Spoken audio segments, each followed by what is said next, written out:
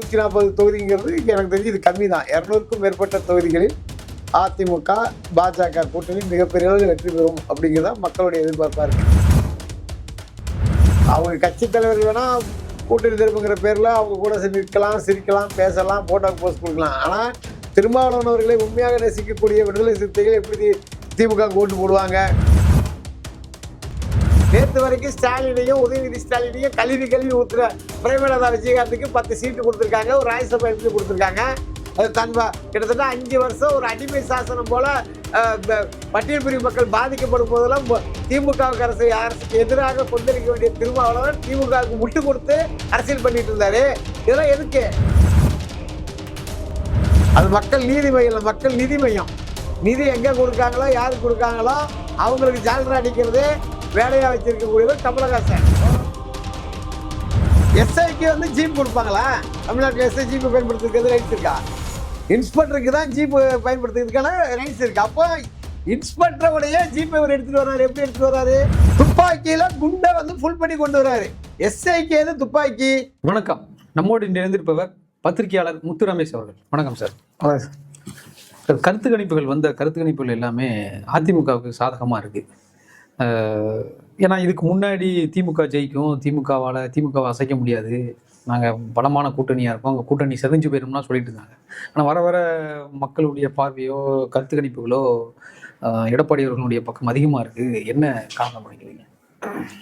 என்ன காரணம்னா, கடந்த 5 ஆண்டுகள் திமுக ஆட்சி மக்கள் விரோத ஆட்சியாக இருந்ததின் வெளிப்பாடு தான் மக்கள் இன்னைக்கு மிகப்பெரிய அளவில் தன்னெழுச்சியாக எடப்பாடி பழனிசாமி அவர்கள் மீண்டும் தமிழக முதல்வராக வர வேண்டும், குறிப்பாக சட்டம் ஒழுங்கு சரிவர செயல்பட வேண்டும், ஏழை நடுத்தர மக்கள் மின்கட்டண உயர்விலிருந்து விடுபட வேண்டும், சொத்து வரியிலிருந்து விடுபட வேண்டும், தண்ணீர் வரியிலிருந்து விடுபட வேண்டும், இப்படி பல்வேறு பாதிப்புகளிலிருந்து நாம் விடுபட வேண்டும் என்றால் எடப்பாடி பழனிசாமி அவர்கள் தான் மீண்டும் முதல்வராக வர வேண்டும் அப்படிங்கிற மக்களின் எண்ண ஓட்டம் இன்னைக்கு கருத்து கணிப்பாக வந்து கொண்டிருக்கிறது. இந்த கருத்து கணிப்பு அப்படின்னு பார்த்தீங்கன்னா, இப்போ சில கருத்து கணிப்புலாம் சொல்லுவாங்க, முன்னாள் மாணவர்கள், அந்த மாணவர்கள், இந்த மாணவர்கள், அந்த மாதிரி போலியான கருத்து கணிப்பு கிடையாது.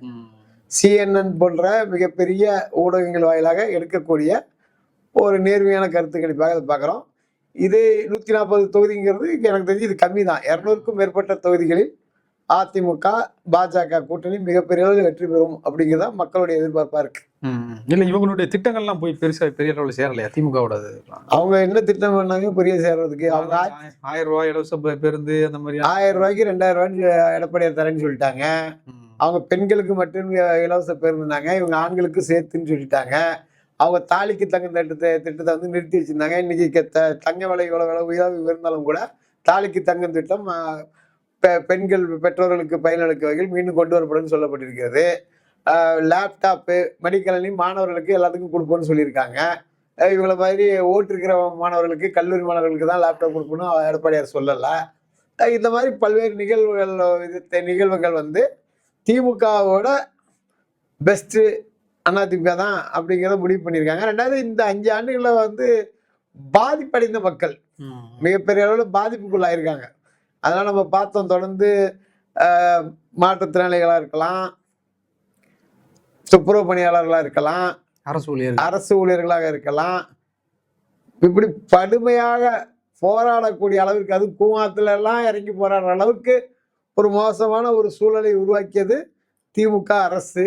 இப்படிப்பட்ட திமுக அரசு மீண்டும் தொடர்ந்தால் தமிழகத்தை ஆண்டவர்கள் கூட காப்பாற்ற முடியாது என்கின்ற மக்களின் மன ஓட்டத்தை தான் கருத்து கணிப்புகள் வெளிப்படுத்துகின்றன. இல்லை, இப்போ அவரு சபரீசன் இறங்கியிருக்காரு, அவங்க துர்கா ஸ்டாலின் அவர்கள் கூட மீனவர்கள் எல்லாம் போய் பார்த்துருக்காங்க.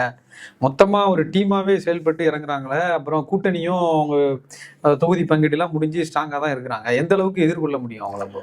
அதாவது சார், இப்போ அவங்க சபரீசன், இந்த துர்காம்மா இவங்கெல்லாம் பிரச்சாரத்துக்கு வர்றதே திமுக படுதோல்வியிலிருந்து காப்பாற்றி அட்லீஸ்ட் தோல்வி படுறவர்களுக்காச்சும் மாற்றலாங்கிறதுக்கு தான். கூட்டணி பலமாக இருக்குன்னு நீங்கள் தான் சொல்கிறீங்களே தவிர, அண்ணன் திருமாவளவன் அவர்களுக்கு அவங்களுக்கு கொடுத்த 8 தொகுதியில் ஒரு தொகுதியில் தன்னிச்சையாக போட்டி போட முடியாத அளவுக்கு நெருக்கடி கொடுத்து அவரை மாநில அரசுக்கு வரக்கூடாதுங்கிற அளவில் திமுக செயல்பட்டு இருக்கு. அப்படி இருக்கும்போது அவங்க கட்சி தலைவர்கள் வேணா கூட்டணி தரப்புங்கிற பேர்ல அவங்க கூட நிற்கலாம், சிரிக்கலாம், பேசலாம், போட்டோ போஸ்ட் கொடுக்கலாம். ஆனா திருமாவளவன் அவர்களை உண்மையாக நேசிக்கக்கூடிய விடுதலை சிறுத்தைகள் எப்படி திமுக ஓட்டு போடுவாங்க? நிச்சயம் போட மாட்டாங்க. அதே போலதான் காங்கிரஸும். காங்கிரஸ் கடைசி வரைக்கும் நெருக்கடி கொடுத்து விஜய் கூட கூட்டணிக்கு போறதுக்கு தான் நாங்க பேசுறோம். இன்னைக்கு கூட அந்த மேலிட பொறுப்பாளர் சொல்லியிருக்காரு, தலைமை சொல்லாம நாங்க எப்படி விஜய்கிட்ட பேசியிருப்போம் அப்படின்லாம் சொல்றாரு. அந்த அடிப்படையில விஜய்ங்கிற பூச்சாண்டியை காட்டி திமுகவை ஏமாற்றி இப்ப 28 சீட்டு பிளஸ் ஒரு ராஜ்யசபா சீட்டு வாங்கினது காங்கிரஸ் அப்படின்னு சொல்லி திமுக நினைக்குது. காங்கிரஸ் திமுக வந்து நமக்கு உரிய பங்கை கொடுக்கல, ஒரு காலத்துல 63 சீட்டு, அதுக்கு முன்னாடி 114 சீட்டுலாம் வாங்கின கட்சி காங்கிரஸ்.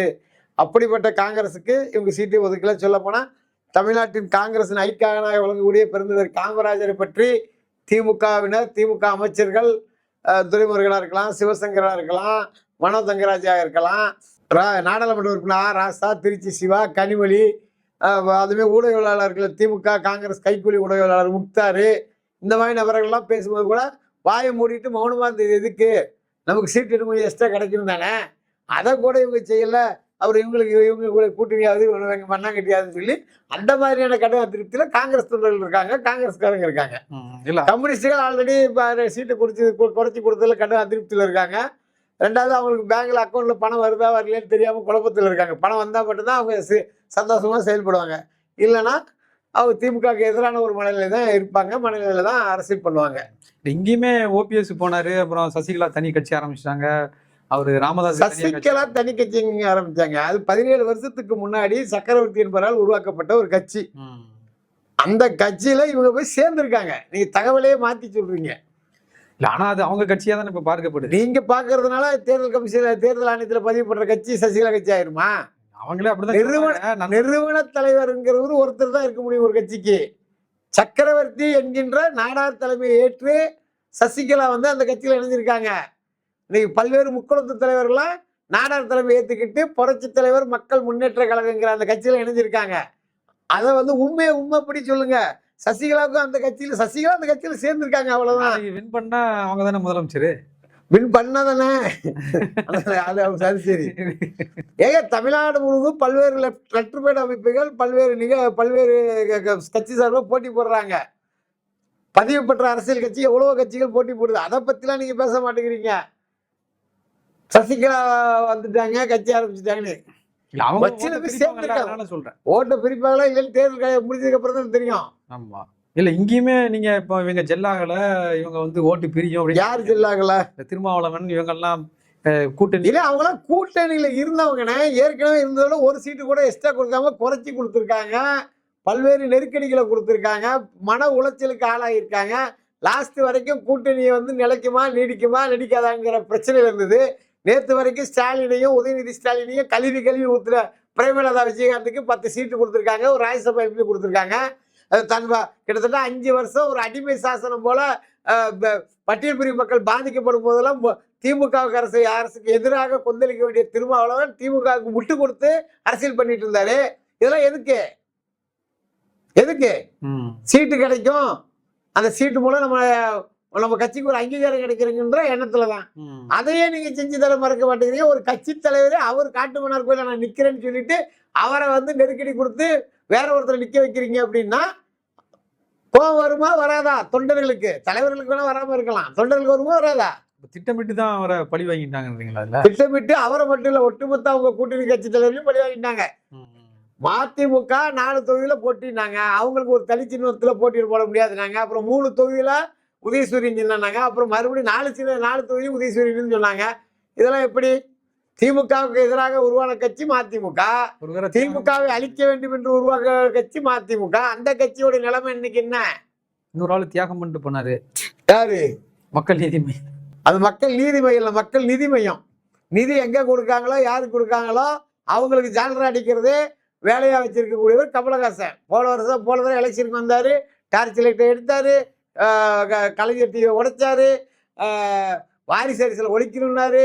கடைசியில் அந்த வாரிசு அரசியலோட கூட்டம் சேர்ந்துக்கிட்டு அவரு ராஜ்யசபா உறுப்பினர் ஆகணுங்கிறதுக்காக கட்சியை மொத்தத்தையும் பலி கொடுத்துட்டு, இதுல கொடுமை என்னன்னா விருப்பமனு தாக்குதல்னு சொல்லி விருப்பமனு தாக்கலுக்கு 30,000 ரூபாய் பணம் வாங்கி அதுல எவ்வளவு லட்சங்கள் அடிச்சிருக்காரு. இப்போ ஏன்டா தேர்தலே நீ போட்டி போடலையே, ஏன்னா தேர்தலே நீ போட்டி போடலையா, அப்புறம் இதுக்கெல்லாம் விருப்பம் கொடுக்க பணம் வாங்கணும்னு சொல்லி அவங்க கட்சிக்காரங்களே கமலஹாசனை ஓட ஓட துரத்தி அடிக்கக்கூடிய ஒரு நிலைமை தான் இன்னைக்கு ஏற்பட்டிருக்கு. இந்த இந்த விஷயங்கள்லாம் தான் கருத்து கணிப்புல பாதிச்சு இவங்க மக்கள் வந்து தெளிவா இருக்காங்க சார். திமுக ஒரு மக்கள் விரோத அரசு. இந்த திமுகவை வந்து நம்ம தெரிஞ்சோ தெரியாமலோ தேர்ந்தெடுத்துட்டோம். இனிமே வர காலங்களில் திமுகவை தேர்ந்தெடுக்க கூடாது. அதற்கு எடப்பாடி பழனிசாமி அவர்கள் தான் முதலமைச்சருக்கு தகுதியான தலைவர். அந்த அடிப்படையில் மக்கள் தன்னெழுச்சியாக மிகப்பெரிய ஆதரவு தெரிவிச்சுட்டு வராங்க. அதே சமயத்தில் இந்த மாதிரியான நிகழ்வுகள் விடுதலை சிறுத்தையிலிருந்து அதிமுக ஓட்டுகள் போகலாம். மக்கள் நீதி மையத்தில் கமலஹாசன் ஒரு ஓட்டை தவிர இது ஒருத்தர் கூட திமுக ஓட்டு போடாத நிலைமை ஏற்படலாம். கம்யூனிஸ்டுகள் உண்மையான கம்யூனிஸ்டுகள் வாக்குகள்லாம் அதிமுக கூட்டணிக்கு வரலாம். இந்த மாதிரியான நிகழ்வுகள் தான் நான் சொல்றேன். இப்போ திருநெல்வேலி தூத்துக்குடியில் நடந்த ரோட் ஷோல விஜய் அவர்களுக்கு அவ்வளவு பெரிய கூட்டம் வந்துச்சு. அவரும் பெரிய அளவுல வாக்கு பிரிக்க மாட்டார். அதான் சார், விஜய்க்கு இல்லை சார், நடிகர் சூரியன்னு ஒருத்தர் இருக்காருல்ல, அவர் ரோட் ஷோ நடத்தினாலும் இதோட கூட்டம் அதிகமாக வரும். இது வந்து தமிழ்நாடு வந்து திரைக்கவர்ச்சியில் மயங்கி மதி இழந்த ஒரு மாநிலம்.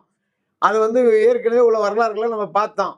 நீங்க சினிமா நடிகர் அரசியல பார்த்தீங்கன்னா, நடிகர் திலகம் சிவாஜி கணேசனோட விஜய் கூட்டம் கூட்டியிருப்போது, நடிகர் திலகம் சிவாஜி கணேசன் தனி கட்சி ஆரம்பிச்சு அவர் நிலைமை என்னாச்சு? டி ராஜேந்திரா அவர்கள் கட்சி ஆரம்பிச்சு அவரோட நிலைமை என்னாச்சு? விஜயகாந்த் கட்சி ஆரம்பிச்சு அவர் நிலைமை என்னாச்சு? பாக்யராஜ் கட்சி ஆரம்பிச்சு அவங்க நிலைமை என்னாச்சு? அரசியல்ல வெற்றி பெற்ற நடிகர் அப்படின்னு சொன்னா அது எம்ஜி ராமச்சந்திரன் என்கின்ற எம்ஜிஆர் மட்டும்தான். வேற யாரும் வெற்றி பெற்றிருக்காங்க? சரத்குமார் கட்சி ஆரம்பிச்சு அவர் நிலைமை என்னாச்சு? கமலஹாசன் கட்சி ஆரம்பிச்சு அவர் நிலைமை என்னாச்சு? சொல்லுங்க. அவங்க எல்லாம் வரும்போது கூடாத கூட்டமா? சரத்குமார் அவர்கள் தனது கட்சியின் முதல் மாநாடு நடத்தும் போது 13 கிலோமீட்டருக்கு வாகனங்கள் நின்று மிகப்பெரிய டிராபிக் ஜாம் மதுரை ரிங் ரோட்ல நடந்துச்சு. அந்த கூட்டத்துக்கு நானும் போயிருக்கேன். கூட்டம் கூடுவதை வைத்து விட்டு அது வாக்காக மாறும் அப்படின்னு நீங்க நம்புனீங்கன்னா உங்களை மாதிரி அரசியல் தெளிவு இல்லாத ஆட்கள் இல்லை என்று அர்த்தம். அவருக்குமே கருத்து கணிப்புல 16%, 18% சொல்றாங்க. 4% தாண்டுவாரான்னு பொறுத்து இருந்து பார்ப்போம். சொல்றதும் சொல்லிட வேண்டியதான். அவரு கருத்து கணிப்பு மட்டும் இல்லைன்றீங்க. அவரு கருத்து கணிப்பு இல்ல மாட்டேன்னா ஏங்க, அவர் இன்னைக்கு தாங்க தேர்தல் களத்திலே வந்திருக்காரு. தேர்தல் 23ஆம் தேதிக்குள்ள அவர் கட்சியில் இருக்கக்கூடிய எத்தனை நிர்வாகிகள் விலை போய் கட்சியை விட்டு அதிமுகவுக்கு ஆதரவு, திமுகவுக்கு ஆதரவுன்னு சொல்ல போற நிலைமை இருக்கும். நல்ல நிலைமை ஏற்பட போதான்னு தெரியல. அப்படி இருக்கும்போது அவரை நீங்க வந்து இன்னைக்கு கருத்து கணிப்பு 16% இருக்கலாம், நாளைக்கு 8% மாறலாம், நாளைக்கு 4% ஆகலாம், தேர்தல் நடக்கும்போது 2% கூட மாறலாம். நீங்க சொல்றது உங்களுக்கு புரியுதா இல்லையா? இதே CNN கருத்து கணிப்பு ஒரு மாசத்துக்கு முன்னாடி எடுக்கும்போது திமுக தான் ஆட்சி பிடிக்குங்கிற ஒரு நிலை இருந்துச்சா இல்லையா? இன்னைக்கு அடுத்த கருத்து கணிப்புல 130 சீட்டும், அதுக்கு அடுத்த கணிப்பு சீட்ல 140 அப்படின்னு ஏறி வருதா இல்லையா? அந்த மாதிரி ஒவ்வொருத்தருக்கும் ஒரு அரசியல் காரணத்துக்காக ஓட்டு ஏறும் இறங்கும். இன்றைய சூழல்ல விஜய் அவர்கள் 4% வாக்கு தாண்டினா பெரிய விஷயம் இல்ல. இப்போ அதிமுகவினுடைய செயல் திட்டங்களோ இல்ல அவங்களுடைய வரைமுறைகளோ போய் மக்கள்கிட்ட சேர்ந்ததுனால வாக்கு சதவீதம் கூடி இருக்கா, இல்ல திமுக எதிர்ப்புனால வாக்கு சதவீதம்? திமுக மேல மக்கள் கடும் அதிருப்தி. திமுக மக்கள் விரோத ஆட்சியை அகற்ற வேண்டுங்கிறது முதல் காரணம். ரெண்டாவது, அதே சமயத்துல அதிமுகவும் பல்வேறு நலத்திட்டங்களை தமிழக மக்களுக்கு தகுந்தபடி சொல்றதுனால அவங்க மத்திய அரசினுடைய கூட்டணியில் இருக்கிறதுனால அவங்களால நிச்சயம் நிறைவேற்ற முடியும். திமுக மாதிரி மத்திய அரசு எங்களுக்கு நிதி வரல, மத்திய அரசு நிதி வரலன்னு புலம்பாம மத்திய அரசுடன் நாங்கள் கூட்டணி ஆட்சியில் இருக்கிறோம், மத்திய அரசு நாங்கள் எதுனாலும் கேட்டு பெற்று தருவோம், தமிழகத்துக்கு வளர்ச்சியான தேவையான திட்டங்களை மத்திய அரசிலிருந்து கொண்டு வருவோம் அப்படிங்கிற உறுதியான நிலைப்பாடு ஐயா எடப்பாடி பழனிசாமி அவர்கிட்ட இருக்கிறதுனால மக்களை எடப்பாடி பழனிசாமி அவர்கள் முழுமையா நம்புறாங்க.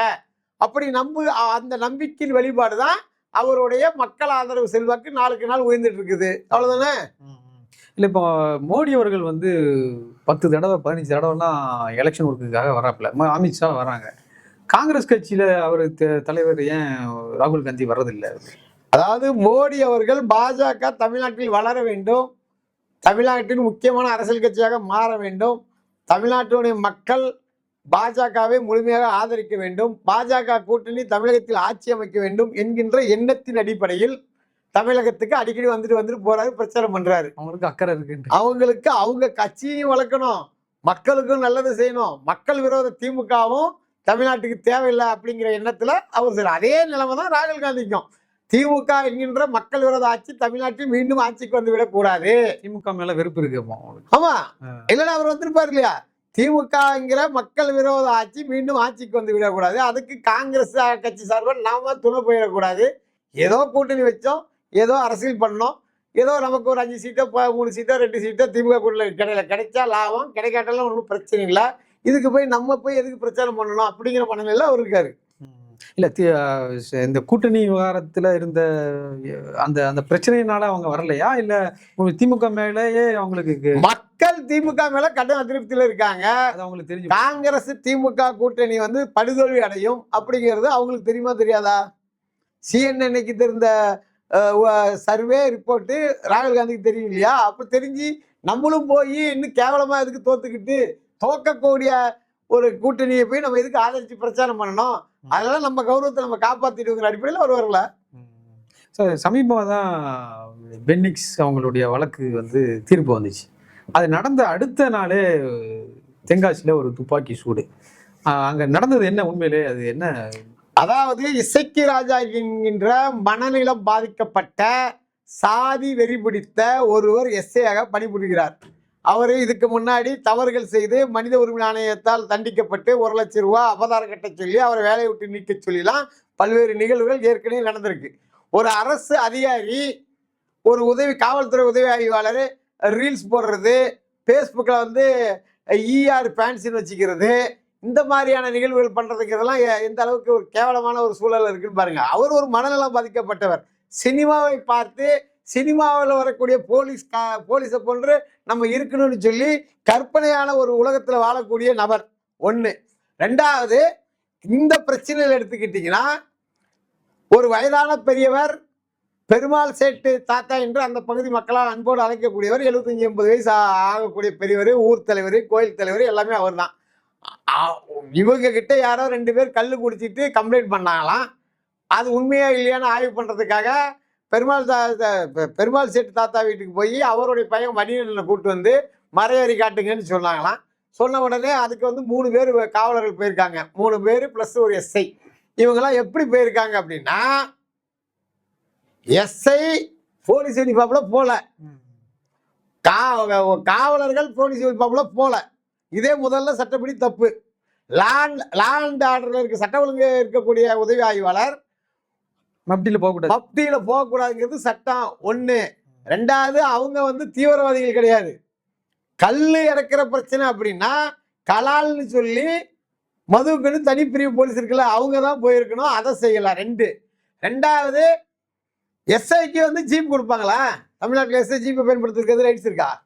இன்ஸ்பெக்டருக்கு தான் ஜீப் பயன்படுத்துறதுக்கான ரைட்ஸ் இருக்கு. அப்போ இன்ஸ்பெக்டருடைய ஜீப்பை அவர் எடுத்துட்டு வர்றாரு. எப்படி எடுத்துட்டு வர்றாரு? துப்பாக்கியில குண்டை வந்து ஃபுல் பண்ணி கொண்டு வர்றாரு. எஸ்ஐக்கு எது துப்பாக்கி? எஸ்ஐக்கு எது துப்பாக்கி? ஏதோ ஒரு சிறப்பு படையில ஒரு முக்கியமான விஷயத்தப்போ துப்பாக்கி ஃபுல் பண்ணிட்டு போவாங்க. ஆனால் இவர் என்ன பண்றாரு? துப்பாக்கி எடுத்துட்டு வர்றாரு, தோட்டாவோட வர்றாரு, ஃபுல் பண்ணிட்டு வர்றாரு. இங்க என்ன சொல்றாங்க? இவர் வந்து சாதி வெறியோடு தகாத வார்த்தைகளை பேசினார். பெண் குழந்தை என்று பார்க்காமல் ஒரு பொட்ட பிள்ளையுமா அசிங்கமா திட்டிருக்கிறார். மனநலம் பாதிக்கப்பட்ட மாதிரி பனையேறின்னு சொல்லி பனை தொழிலாளர் விவசாயிகளை பற்றி பேசியிருக்காரு. அப்போ கைவளப்பு ஏற்பட்டது. இவர் வந்து நான் ஒரே நேரத்தில் 10 பேர் அடிக்கிற பெரிய ஆளுன்னு சொல்லக்கூடிய நபர் கூட 3 போலீஸ்காரங்க இருக்காங்க. அங்கே இருக்கிறது ஒரு 80 வயசு தாத்தா, 15-17 வயசு குழந்தைங்க 2 பேர், ஒரு பொட்ட பிள்ளை, ஒரு பையன். அவங்க அப்பா ஒன்று 4 பேர் தான் இருக்காங்க. இவங்களும் 4 பேர் இருக்காங்க. கைகலப்பு ஆகியிருந்தா யாருக்கு பாதிப்பாயிருக்கும் சொல்லுங்க? யாருக்கு பாதிப்பாகும்? கண்டிப்பா இவங்களுக்கு தான், மக்களுக்கு தான். ஆனா அவர் என்ன சொல்றாரு? என்னை அடிச்சுட்டாங்க, என்னை வந்து கொலைவெறி தாக்குதல் பண்ணிட்டாங்க, அதனால என்னுடைய தற்காப்புக்கு சுட்டேன் அப்படின்னு சொல்றாரு. இது நம்புற மாதிரி இருக்கா? நம்புற மாதிரி இல்ல. சரி, துப்பாக்கியில சுடுறீங்க. முதல்ல துப்பாக்கியை நீங்க சுடுறதுக்கு நீங்க எப்படி பயன்படுத்தணும்? உங்களுக்கு போலீஸ் ட்ரைனிங்ல என்ன சொல்லி கொடுத்தாங்க? துப்பாக்கிய நீங்க முதல்ல வானத்தை நோக்கி சுட்டுருக்கணும். சுட்டீங்களா? சரி, தப்பி ஓடுறாங்கன்னு வச்சுங்க. மணிகண்டன் வந்து உண்மையில ஏதோ ஒரு குற்றவாளி, கொலை குற்றவாளி, கஞ்சா வித்துட்டு விற்பனை செய்த குற்றவாளி, இல்ல தேச விரோத செயலை சுட்டுட்டு ஓடுற குற்றவாளி சுடுற மாதிரி நீங்க என்ன பண்றீங்க? சுடுறீங்க. ஒரு காலில் சுட்டதுக்கு அப்புறம் அவரால் ஓட முடியுமா? எப்படி 2 காலில் சுட்டீங்க? அப்போ மனது லெவல்ல சாதி வன்மத்தோடு திட்டமிட்டு பனை தொழிலாளருடைய வாழ்வாதாரத்தை சூறையாட வேண்டும். மணிகண்டனை போன்ற பனையறிகளை சுட்டு கொலை செய்தால் நாளைக்கு இந்த தொழில இருக்கக்கூடிய அப்பாவி இளைஞர்கள் இந்த தொழிலை விட்டு வெளியேற வேண்டும். அப்படிங்கிற நோக்கத்துல இசக்கி ராஜா செயல்பட்டிருக்காரு. ரெண்டாவது, அவருடைய சாதி வெறிக்கு உதாரணமா பல நிகழ்வுகள் சொல்லப்படுகிறது. கையில ஒரு மஞ்சள் கயிறை கட்டியிருக்காரு. தென் தமிழகத்துல ஒவ்வொரு சாதிக்கும் ஒரு கலர்ன்னு சொல்லி கயிறு கட்டின வழக்கெல்லாம் இருந்துச்சு. அது பெரிய பிரச்சனையாச்சு, மாணவர்கள் பக்கத்தில் பிரச்சனையாச்சு. அப்போ மாணவர்கள் சாதி கயிறை கட்டி கொண்டு பள்ளிக்கூடத்துக்கு வரக்கூடாதுன்ற நிகழ்வுகள்லாம் நடந்துச்சு. உங்களுக்கு தெரியும், நீங்க தென் மாவட்டத்துக்கார். பொறுப்புள்ள எஸ்ஐ அவர்களை தன்னுடைய சாதி கயிறை கட்டிட்டு வராரு. அப்போ அவர் சாதி வெறியின் உச்சம் எந்த அளவுக்கு இருக்குதுன்னு பார்த்துக்கிடலாம். ரெண்டாவது, தமிழக காவல்துறை மேலதிகாரிகள் என்ன பண்ணிட்டு இருக்கீங்க? ஒரு சாதி வெறியோட ரீல்ஸ், பேஸ்புக்கை யூஸ் பண்ணக்கூடிய ஒரு போலீஸ் அதிகாரியை மேல ஏன் நான் நடவடிக்கை எடுக்கல? நீங்க நடவடிக்கை எடுத்திருந்தா இந்த மாதிரியான ஒரு நிகழ்வுகள் நடந்திருக்குமா? இன்னைக்கு அப்பாவி மணிகண்டன் உயிருக்கு போராடி கொண்டிருக்கிறார். அவர் நாளைக்கு எழுந்து நடப்பாரா நடக்க மாட்டாரான்னு தெரியல. 32 வயது இளைஞர். அவருடைய மனைவியை யார் காப்பாத்துவா? அவரது மகளை யார் காப்பாத்துவா? அவங்க அப்பா அப்பாவை யார் காப்பாத்துவா? அவங்க அண்ணன் தம்பியை யார் காப்பாத்துவா? இதுக்கு பொறுப்பு யாரு? யாரு? அரசு. உடனடியாக அரசு என்ன பண்ணணும்? இந்த மாதிரி சாதி வெறி பிடித்த போலீஸ் அதிகாரிகள் மீது கடுமையான நடவடிக்கை எடுத்துக்கணுமா, எடுக்கக்கூடாதா?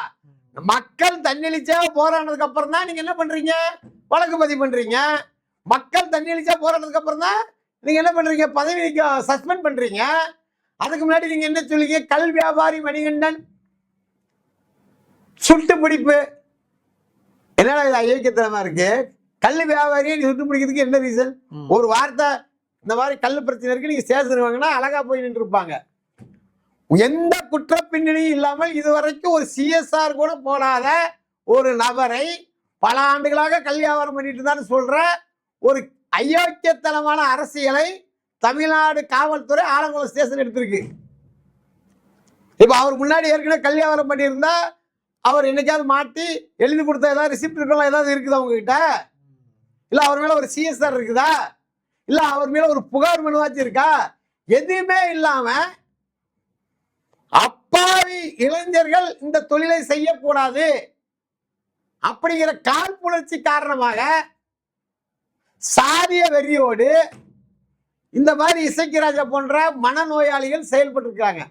இவங்க மேல சட்டப்படி நடவடிக்கை எடுக்கணும். இந்த வழக்கை சிபிஐக்கு மாத்தணும். சிபிஐக்கு நிச்சயம் மாத்தணும். சிபிஐக்கு மாத்தினா மட்டும்தான் இசக்கி ராஜா உண்மையான குற்றவாளிங்கிறது தெரியும். இதுல இசக்கி ராஜா மட்டும் குற்றவாளி இல்ல, அவருடைய மேலதிகாரியான காவல்துறை ஆய்வாளர் அவர்களும் குற்றவாளி தான். ஏன்னா துப்பாக்கியை பயன்படுத்துறதுக்கு அவர் அதிகாரம் கொடுத்தது யாரு? ஜீப்பை அவர்கிட்ட கொடுத்து அனுப்பி விட்டது யாரு? எல்லாமே அந்த ஆய்வாளர். அந்த ஆய்வாளர் மீதும் சட்டப்படி நடவடிக்கை எடுக்கணும். இதுல பாதிக்கப்பட்ட குடும்பத்திற்கு உடனடியாக 10 கோடி ரூபாய் நிவாரண தொகை கொடுக்கணும். அவங்க வீட்டுக்கு அரசு வேலை கொடுக்கணும். குற்றவாளிகள் இசக்கி ராஜா, காவல்துறை ஆய்வாளர் மற்றும் காவலர்கள் உள்ளிட்ட குற்றவாளிகள் தப்பித்து விடக்கூடாது. ஜெயராக்ஸ் பனீஸ் வழக்கில் எப்படி அவங்க எல்லாம் கைது பட்டு சிறையில் அடைக்கப்பட்டு தீர்ப்பு வர அளவுக்கு இருந்தாங்களோ அதே வேலையை வருகின்ற அரசு, எந்த அரசா இருந்தாலும் அது நடைமுறைப்படுத்த வேண்டும் அப்படிங்கிறதான் அந்த பகுதி மக்களுடைய கோரிக்கை. ஓகே சார், உங்களுடைய கருத்துக்களை மிக தெளிவாக முன் வச்சதுக்கு ரொம்ப நன்றி சார். நன்றி.